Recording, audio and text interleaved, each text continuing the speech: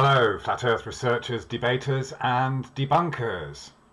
We're going to look at how and why the globe is nothing more than a concept that is projected onto a spherical surface using a bit of math magic and a whole bunch of assumptions about where we live. And we'll see that no matter what kind of map we use, what kind of projection, as long as we have a standard set of coordinates to operate from, we can model what we see and we can navigate from those coordinates.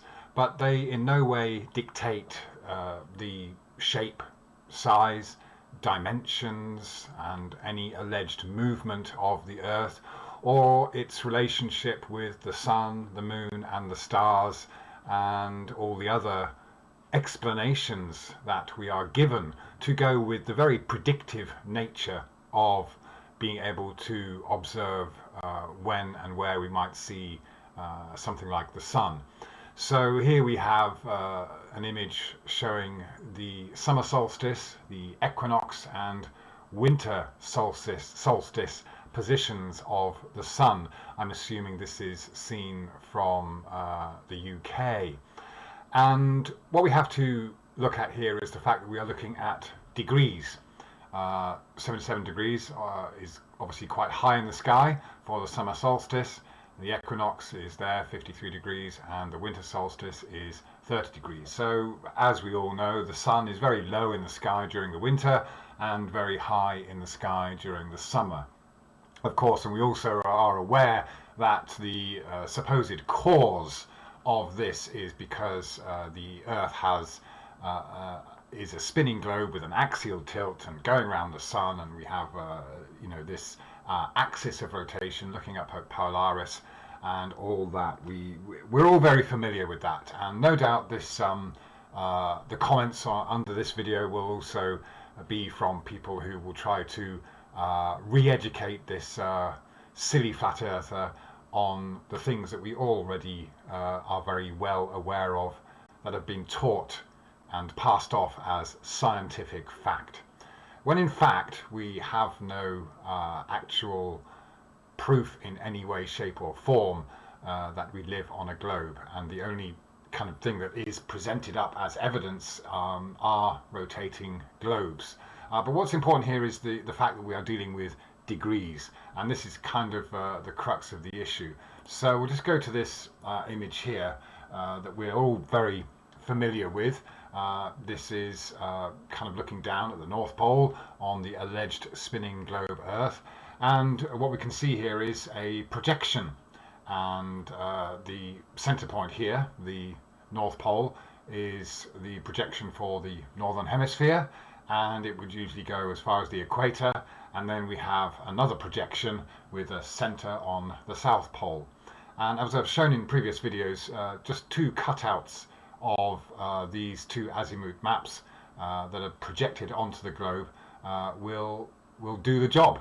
But the thing is, that's the fact that these lines are converging on a particular point and then diverging to the equator tells us straight away that this is nothing more than a projection that does not represent the land masses and the sea or the countries in their what is necessarily their correct configuration or their true relative sizes. Anyone who has looked into cartography and the many different ways we can project the continents and the countries that we know of onto a particular map will know that there is no one true map. And so I'd like to show how we can convert a level piece of land, a mapped level piece of land, into these two projections, and then have this passed off as some kind of fact just because geometry is used and it is very accurate for navigation. Apart from the fact that no pilot will ever actually have a globe to navigate from. This is something that is often a point made, but never acknowledged by pilots. So that's what we have. We have this projection, a center point with these converging lines at the center point, or two center points, the North and the South Pole, and these diverging lines. First, let's look at this as an example of how all of this can be manipulated, and it really is dependent on how we wish to project a particular map. This is on a website called, well, this page is called Azimuthal Map Anywhere, and we can, at the moment we've got it on the North Pole, as you can see here, as normal. And I've got this, you can take away that or put that there, this equidistant circle. So up to this 8,000 kilometer circle here, this is where this would usually be the limit of the projection that we see on the top, or the north of the globe, called the Northern Hemisphere. And then of course after that we have all the other surrounding land. But again, what we have here is this convergence point at what is now the North Pole, and everything else diverging from there. So this is exactly the same projection that we see on the northern hemisphere of a globe, and it is really just this azimuth projection, which of course, being a circle, can be put or projected onto half a sphere. And then we have the other half, the remaining half. Well, that's easy enough to do as well. Just before I do that, obviously this kind of projection gives us this apparent ice wall, and I'm not a believer in an ice wall. My understanding is that what we have here is a projection that for all intents and purposes works, because it is based on the same azimuth point, the North Pole, that is used for the globe, and thus the coordinate system and the time zones and everything else that goes with the globe is centered on this. So if we have a map that extends beyond the usual globe map, beyond the equator that we usually see on the globe, it still works because it is still based on the same center point. Okay, but we know that this is a projection. We know that this distorts land masses the farther away they are from the center of this azimuth point. So even as we get 2, 3, or 4 circles out from the center, this is all being distorted. That's really very simply why the land doesn't actually look like this. For these circles that are within, let me just put this back on, for the land masses that are within this 8,000 kilometer radius here, then they are going to be maybe not too far off. Of course, it's when they go beyond that that they get really stretched beyond any recognition. But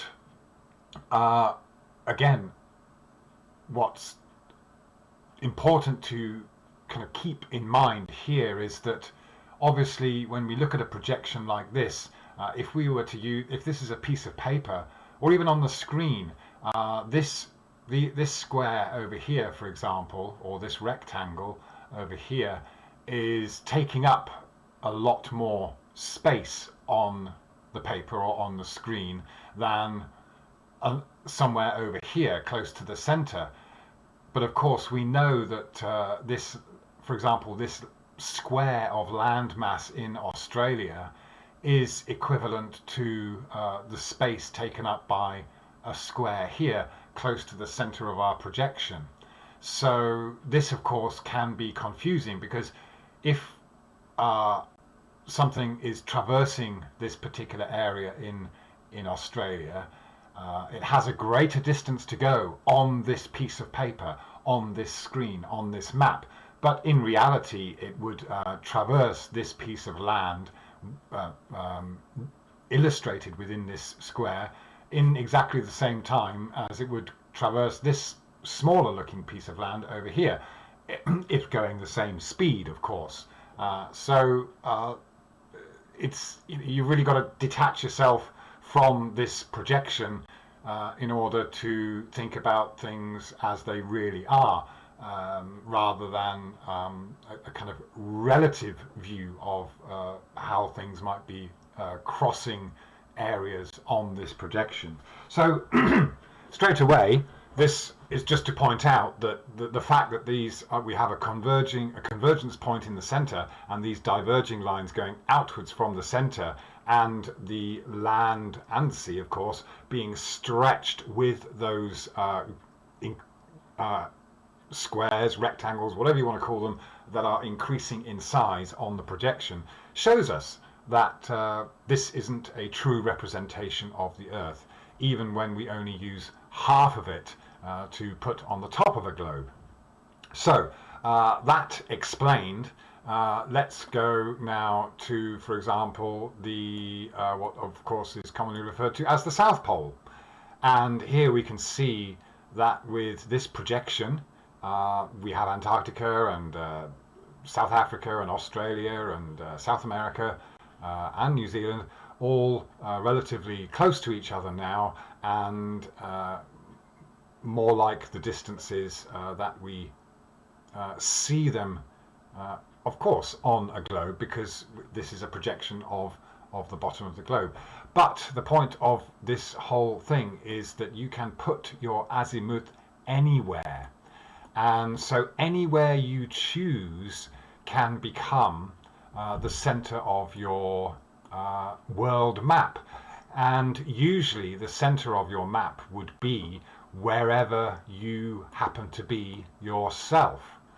So as I've shown before, we could make Central Africa the center of our map. We could have somewhere on the equator being the center of the map, and then this could be the North Pole if we wanted to. It's understood, of course, that the North Pole is relative to the pole star and all the other assumptions and explanations that go with it, because it's a good reference frame, and it is also a good central point for measuring time. The problem we can see here, though, with this is that we still have these lines here. I don't know if you can see them, where the North Pole is said to be and the South Pole is said to be. So even though we have created this central projection that's with an arbitrary point, we still have the remnants of this coordinate system conventionally used. So this again is distorting the map, even though we are creating our own azimuth.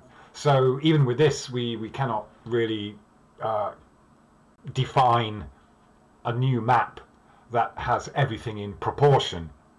There just really isn't one that could necessarily do it, simply because you have to have a central point in order to have a coordinate system. So to be clear, there is no denial that the coordinate system that exists works, simply because it has been mapped out in a way that is very useful and has been standardized. So just like following a clock, we all follow a clock, and the thing is, time is it's just a concept. It is intangible, and so we project time onto a 360-degree circle. And yes, there is complete acknowledgement that being able to tell the time and keep track of time in the way that we have decided to measure it in terms of seconds and minutes with a 360-degree circle allows us to have a coordinate system from which we can navigate. But again, the central point is arbitrary. And this is what I hope to demonstrate in here, that we can take a piece of level land, and it can be a square piece of land, and then we can convert that into this projection, for which we would have to use spherical geometry. So of course it's often argued by a pilot, for example, that the fact that they can do and use spherical geometry to plot a course across the Earth is for them enough proof that we live on a globe. However, they always neglect or refuse to acknowledge that this coordinate system can be represented in squares, and it is a conversion that's done to create this spherical geometry, which translates into exactly the same thing. It doesn't mean that we live on a globe just because it's projected that way. So this should at least, and I'll leave a link in the description, I should at least be able to show you that with this we can create an azimuth anywhere we like, but even with this we are still restrained in the configuration we can make, because it still hooks onto the north and south poles as part of this projection. But it is because we're using degrees that we end up with all this land being stretched out. So I could come up with a map and say, well, the United States of America and Canada are an ice wall. I could say that based on a map like this. Yeah. So that should hopefully help see that any projection is possible, but it still doesn't give us a true layout of the land. But it could be something akin to this, where we have the sun doing ellipses or circles above a stationary Earth, and we can map this all out, and it would all work, and we could follow that if we wanted to, if we had an agreed upon central point. Yeah, that would be doable, and you'd still be able to navigate. Yeah, you can basically create a circle with some simple mathematics that has the same area as a square. Okay, so it just says here that's all you've got to do. This calculator converts the area of a circle into a square with 4 even length sides and 4 right angles. The calculation is based on the area of the square being the same as the circle's area. Okay, fairly simple formula, but this is of course why they taught us pi in school. It's quite interesting. I don't ever remember being told specifically that you can arrive at this same exact area in a square as in a circle as you have with a square. But this very fundamental mathematics is what you end up with the result of. Okay, so here we can see the reason I'm showing you this is because we can take a square frame, and we can have an area within a square, and we can then turn that into a circle. And as it says here, we've got the 4 right angles. Again, a square has 4 right angles, so that's 180 and 180. That's 360 degrees. So we basically have these interior angles of a square that are converted into this single-sided circle, and we still keep our 360 degrees, or they are then converted into radians or seconds and minutes or degrees, rather than having the length used for the square. Yeah, so you can see now that this is all interchangeable with some very simple maths. So that's that.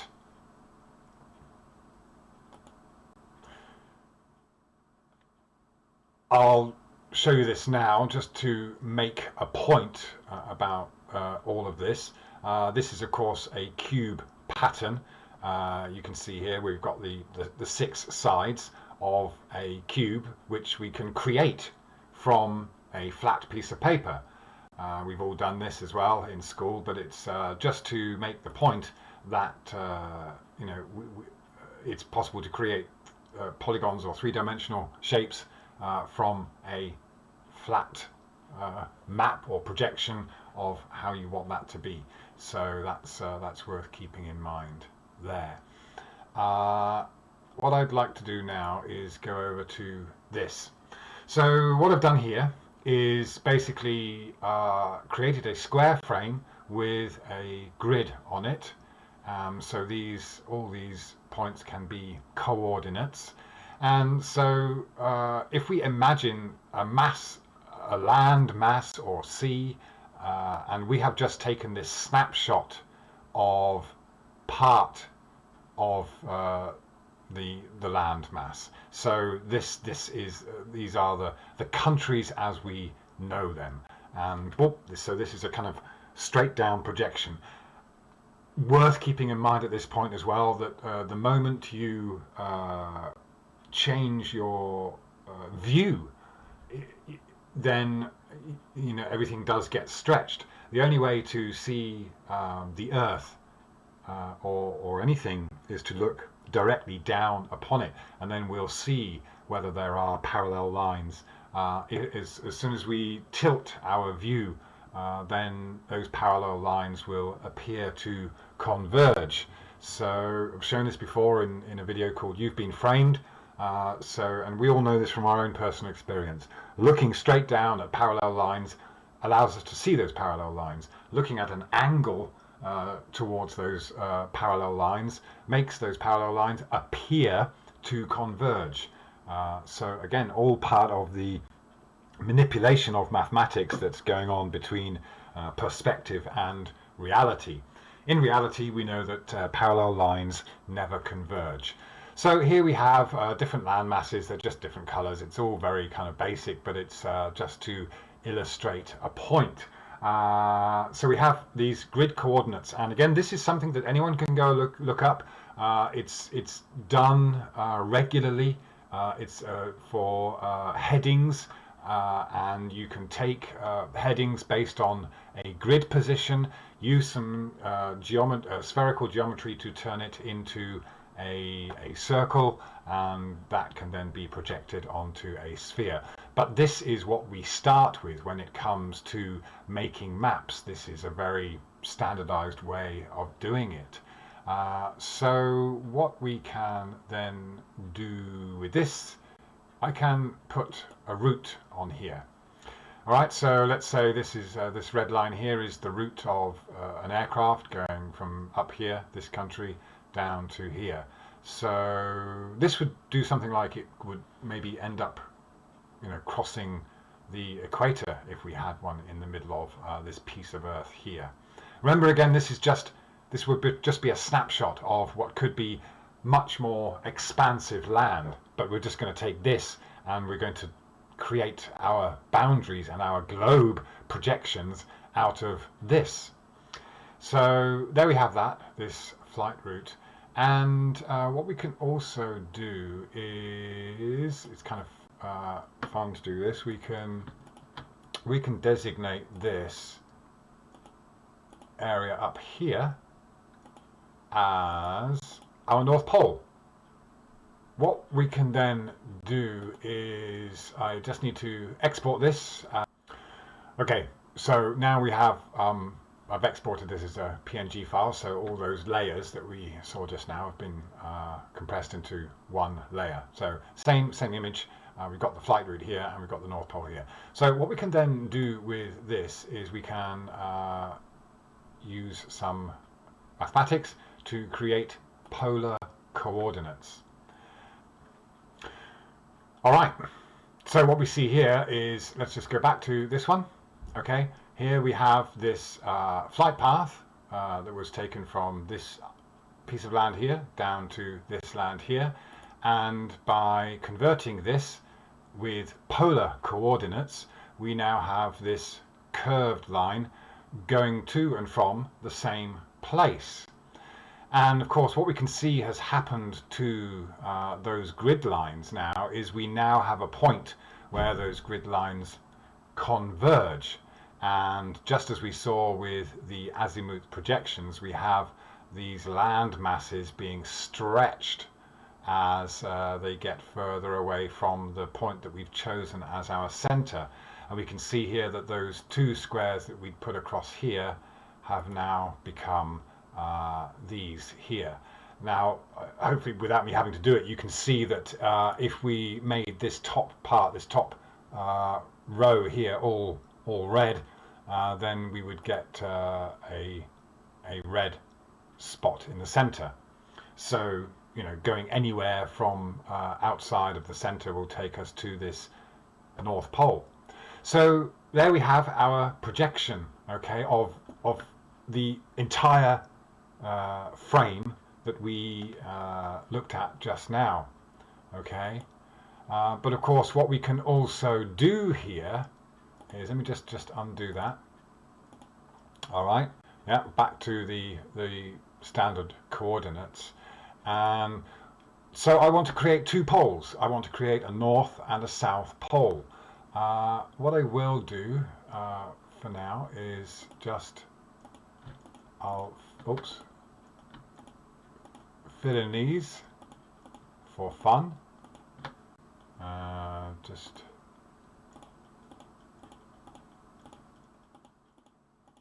so what we do now is take half of this. Okay, let's go somewhere down here, about halfway.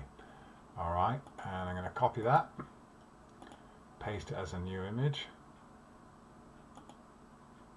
All right, that's just the half, the top half. All right, and we'll do the same as we did just now with the polar coordinates. All right, right, okay, it's a bit more similar to what we were looking at, yeah. So we'll do that, yeah. You see what I'm saying there? Okay, that was just the top half. So now let's take, let's take the bottom half. And we'll map that.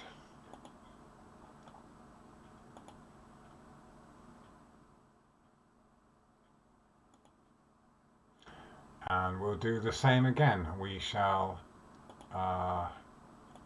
do the polar coordinates on this.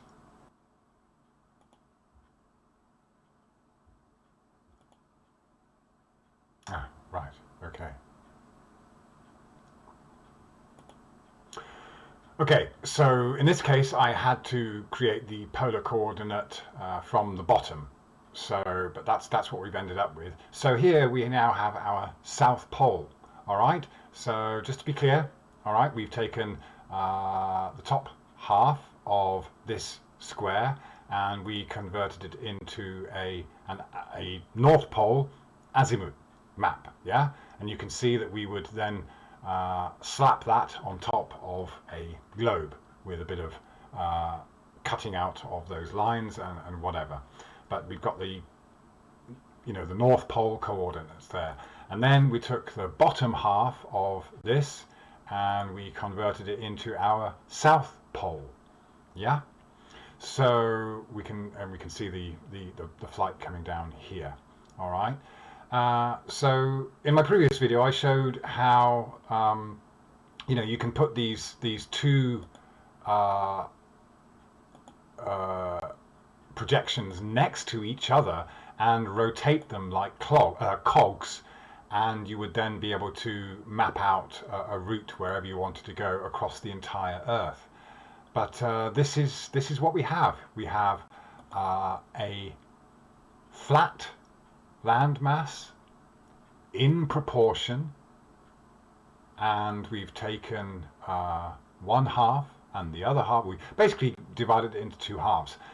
Now, as far as getting the geometry perfect, it might start off as something more rectangular, whatever. The point is that we have this grid system that would work for transposing coordinates, and then we convert them into these coordinates with a center. And what's happened here in the process is that we have created this 360 degrees. So all the navigation, the coordinates are now based upon seconds and minutes or radians or degrees, because we've converted the squares, the square coordinates, with a true equidistance into this kind of spherical affair by using spherical trigonometry. Of course, the computer's done it for me. There's no need for me to be a mathematical genius, or anyone to be any kind of genius, apart from looking at reality and comparing that to the concepts and the projections that we are given.